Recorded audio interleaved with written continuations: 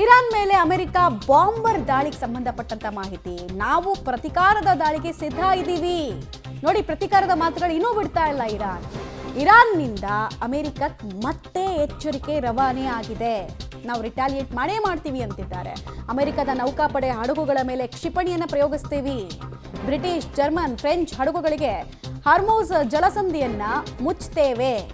ಇರಾನ್ನ supreme leader ಸಲಹೆಗಾರ ಗುಡುಗಿರೋದು. ಈ ಅಲ್ ಖಮೇನಿ ಇದಾನಲ್ಲ, ಆತನ ಸಲಹೆಗಾರ, ಅಡ್ವೈಸರ್ಸು ಎಲ್ಲ ಗುಡುಗಿರೋದು ತಿಳಿದು ಬರ್ತಾ ಇದೆ. ಬಟ್ ಇದನ್ನೇನು ಫಸ್ಟ್ ಟೈಮ್ ಇರಾನ್ ಹೇಳ್ತಾ ಇಲ್ಲ. ಲಾಸ್ಟ್ ಒಂದು ವೀಕಿಂದ ಕೂಡ ಮುಚ್ಚಿಬಿಡ್ತೀವಿ ನಾವು ಹರ್ಮೋಸ್ ಜಲಸಂಧಿಯನ್ನ, ನೀವೆಲ್ಲ ಹೆಂಗೆ ವ್ಯಾಪಾರ ಮಾಡ್ತೀರಿ ನಾವು ನೋಡ್ತೀವಿ ಅಂತ ಅವ್ರು ಹೇಳ್ತಾನೆ ಬರ್ತಾ ಇದ್ದಾರೆ. ನಾವೆಲ್ ಬ್ಲಾಕೇಡ್ ಅಂತ ಅದನ್ನು ಕರೀತಾರೆ. ಸಮುದ್ರದಲ್ಲಿ ವ್ಯಾಪಾರ ಮಾಡದೇ ಇರೋ ರೀತಿ ನೋಡ್ಕೊಳ್ಳೋದು. ಡೀಟೇಲ್ಸ್ ಕೊಡ್ತಾರೆ. ನೇರ ಸಂಪರ್ಕದಲ್ಲಿ ಜಾಯ್ನ್ ಆಗ್ತಾ ಇದ್ದಾರೆ ಶಬೀರ್. ನಾವೆಲ್ ಬ್ಲಾಕೇಡ್ ಮಾಡ್ತೀವಿ ಅಂದರೆ ಸಮುದ್ರ ಮಾರ್ಗದಲ್ಲಿ ಎಲ್ರಿಗೂ ಅಡಚಣೆ ಮಾಡ್ತೀವಿ ಅನ್ನೋದನ್ನು ಫಸ್ಟ್ ಟೈಮ್ ಹೇಳ್ತಾ ಇಲ್ಲ. ತನ್ನಂತಾನು ರಕ್ಷಿಸಿಕೊಳ್ಳೋದಕ್ಕೆ ಕೊನೆಯ ಬ್ರಹ್ಮಾಸ್ತ್ರದ ರೂಪದಲ್ಲಿ ಇರಾನ್ ಕಳೆದ 1-2 ವಾರದಿಂದ ಇದನ್ನು ಪ್ರತಿಪಾದಿಸ್ತಾನೆ ಬರ್ತಾ ಇತ್ತು. ಈಗಂತೂ ಆ ನಿಟ್ಟಿನಲ್ಲಿ ಹೆಜ್ಜೆ ಕೂಡ ಇಡ್ತಾ ಇದೆಯಾ ಇರಾನು? ಮಮತಾ, ನೋಡಿ, ಹಾರ್ಮೋಸ್ ಜಲಸಂಧಿ ಏನಿದೆ ಇದು ಬಹಳಷ್ಟು ಮಹತ್ವವಾದಂಥ ಜಲಸಂಧಿ. ಯಾಕೆಂದ್ರೆ ಜಗತ್ತಿಗೆ ಏನು ಪೂರೈಕೆ ಆಗುವಂತಹ ಗ್ಯಾಸ್ ಆಗಿರ್ಬೋದು, ನ್ಯಾಚುರಲ್ ಗ್ಯಾಸ್ ಮತ್ತೆ ಪೆಟ್ರೋಲಿಯಂ ಉತ್ಪನ್ನಗಳು ಅಥವಾ ಕಚ್ಚಾ ತೈಲಗಳು ಈ ಮಾರ್ಗವಾಗಿ ಯುರೋಪಿಯನ್ ದೇಶಗಳಿಗೂ ಹೋಗುತ್ತೆ, ಮಿಡ್ಲ್ ಈಸ್ಟಿಂದ, ಮತ್ತೆ in the same time Asia ಭಾಗಕ್ಕೂ ಕೂಡ ಬರುತ್ತೆ. ಸೊ ಈಗ ಇರಾನ್ನ ಮುಖ್ಯವಾದಂಥ ಉದ್ದೇಶ ಏನು ಅಂದ್ರೆ ಈ ಜಲಸಂಧಿಯ ಕಂಟ್ರೋಲ್ ಇರಾನ್ನ ಕೈಯಲ್ಲಿರುವಂಥದ್ದು. ಸೊ ಈ ಒಂದು ಜಲಸಂಧಿಯನ್ನ ಬಂದ್ ಮಾಡೋ ಮೂಲಕ ನಾವು ಪ್ರತೀಕಾರವನ್ನು ತೆಗೆದುಕೊಳ್ತೀವಿ ಅನ್ನುವಂಥ ಎಚ್ಚರಿಕೆಯನ್ನು ಕೊಡುವಂತ ಕೆಲಸವನ್ನ ಮಾಡ್ತಾ ಇದೆ.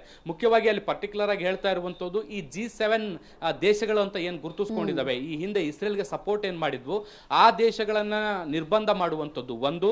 ಎರಡನೇದು, ಇನ್ ಕೇಸ್ ಅಲ್ಲಿ ಏನಾದ್ರು ಅಮೆರಿಕದ ಹಡಗುಗಳು ಬಂದ್ರೆ ಅವುಗಳ ಮೇಲೆ ದಾಳಿಯನ್ನ ಮಾಡ್ತೀವಿ ಅನ್ನುವಂತ ನಿಟ್ಟಿನಲ್ಲಿ ಎಚ್ಚರಿಕೆಯನ್ನು ಕೊಡುವಂತ ಕೆಲಸವನ್ನ ಮಾಡಿದೆ.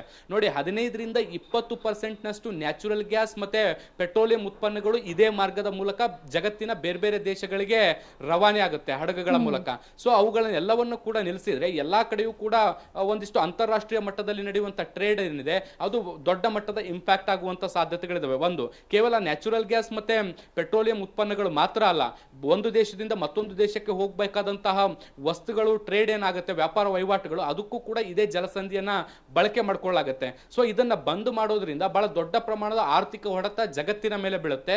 ಆ ಒಂದು ಭೀತಿಯನ್ನ ಹುಟ್ಟು ಹಾಕುವಂತ ಕೆಲಸವನ್ನ ಈಗ ಇರಾನ್ ಮಾಡ್ತಾ ಇರುವಂತದ್ದು. ಆ ಮೂಲಕ ಏಷ್ಯಾದಿಂದ ಒಂದಿಷ್ಟು ಉತ್ಪನ್ನಗಳನ್ನ ಇಂಪೋರ್ಟ್ ಮಾಡ್ಕೊಳ್ಳುತ್ತೆ ಯುರೋಪಿಯನ್ ಕಂಟ್ರೀಸ್, ಅವುಗಳಿಗೂ ಕೂಡ ದೊಡ್ಡ ನಷ್ಟ ಆಗುವಂತ ಸಾಧ್ಯತೆಗಳಿದಾವೆ. ಸೊ ಇದನ್ನ ಬಂದ್ ಮಾಡ್ತೀವಿ ಅನ್ನೋ ಮೂಲಕ ಯುರೋಪಿಯನ್ ದೇಶಗಳು ಅಥವಾ ಯುರೋಪಿಯನ್ ಒಕ್ಕೂಟಗಳೇನಿದಾವೆ ಅವುಗಳಿಗೆ ಎಚ್ಚರಿಕೆಯನ್ನು ಕೊಡುವಂತ ಕೆಲಸವನ್ನ ಇರಾನ್ ಮಾಡ್ತಾ ಇದೆ. ಆದ್ರೆ ಅದನ್ನು ಈವರೆಗೂ ಕೂಡ ಜಾರಿಗೆ ತರುವಂತ ಕೆಲಸಗಳಾಗ್ತಾ ಇಲ್ಲ, ಕೇವಲ ಎಚ್ಚರಿಕೆಯಾಗಿ ಉಳಿದಿದೆ. ಈಗ ಅಮೆರಿಕ ದಾಳಿ ಮಾಡಿದ ಬಳಿಕ ಈ ನಿಟ್ಟಿನಲ್ಲಿ ಒಂದು ಹೆಜ್ಜೆ ಮುಂದಿಡುತ್ತಾ ಅನ್ನುವಂಥದ್ದು ಕೂಡ ಈಗ ಸದ್ಯದ ಕುತೂಹಲ. ಮಮತಾ, ಓಕೆ, ಧನ್ಯವಾದ ಶಬೀರ್ ತಮ್ಮೆಲ್ಲ ಮಾಹಿತಿಗಾಗಿ.